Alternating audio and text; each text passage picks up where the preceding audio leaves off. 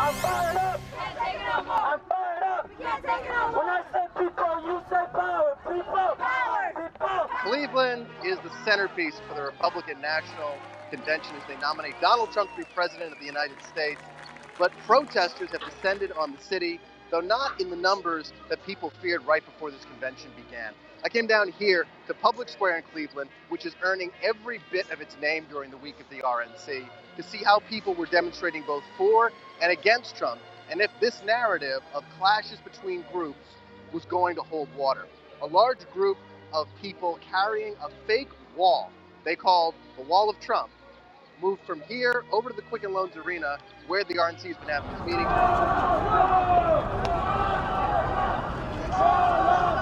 One of the guys was a military veteran who said he was opposed to Trump. I asked him why. The hate rhetoric that Trump spews and is not making our country safer. He uses veterans as props, and it just doesn't. It's not gonna make us safer by banning Muslims and Mexicans, and that's just pretty much why I'm here. The group's slogan: "Wall off Trump." I had to ask Pedro Lopez, who was one of the members of this march, isn't that a little bit like fighting fire with fire? So you like put a wall around him? I guess so. He wants a wall, so you know. You're gonna put a wall we'll give him that. him? Yeah.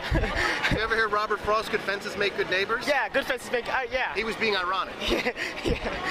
Lots of cops were here. God bless you. Thank you. God bless you. God bless you. The police chief himself was here keeping order, which the Cleveland police have done a fantastic job of, along with their law enforcement partners from all different kinds of states.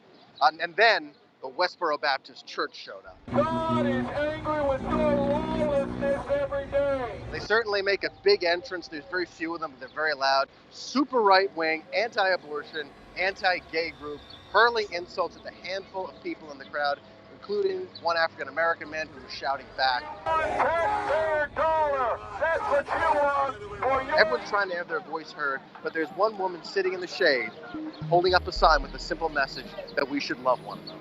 Why did you decide to come out here today and have that message? Just something I thought I had to do. So we'll see what happens as the RNC continues. Everything's peaceful here, not quiet, but peaceful. We're going to see if that holds throughout the convention and have people have their voices heard.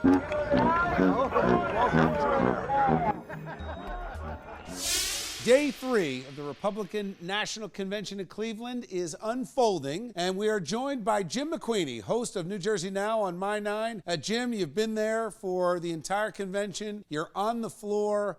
The big news was Governor Christie's speech on Tuesday night. Maybe it was an audition for the Attorney General's job. What do you got, Jim? Well, I got to tell you, the talk among the delegation, the Jersey delegation, where we are standing right now, was they got the red meat they liked. However, Chris Christie may have poisoned his own meat for being Attorney General. Here's why. The Democrats only need to pick up 4 seats in the Senate, and most observers give them a better than 60% chance of doing that. In other words, regain control of the Senate. Well, guess where an appointment for Attorney General has to go through?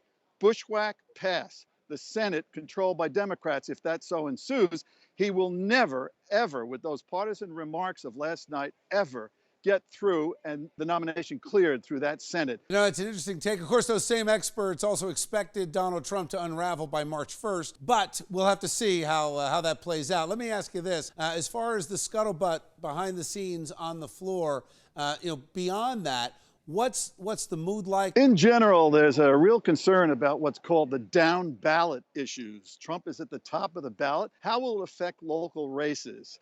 In New Jersey, it's a mild problem. You only have the House members up. But in other states, it's a very serious problem. About 1/3 of the Senate is up for re-election here, as I mentioned before, and Republicans are defending 2/3 of those seats. Many of them are running for cover here, not even attending this event, because they're afraid of what the Trump effect would mean down ballot. Let's get back to Governor Christie. This is a textbook definition of the pot calling the kettle black. Has he forgotten who he is? He's calling for Hillary Clinton to go to jail. Meanwhile, last week, he's got his best friend taking a guilty plea, another close crony getting indicted in Jamie Foxx, and meanwhile, 3 members of his staff spend more time in court than they do anywhere. People in glass houses should not throw stones, and Governor Christie would be wise to remember that. You hit that right on the head, by the way, Hank, but I got to tell you, here, the reception of that is political amnesia.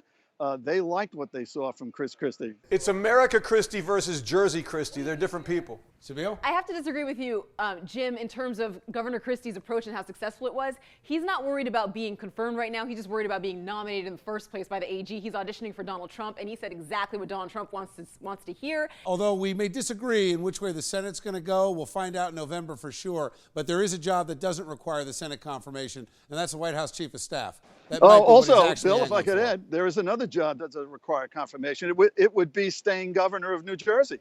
Well, we'll see. Thanks, Jim.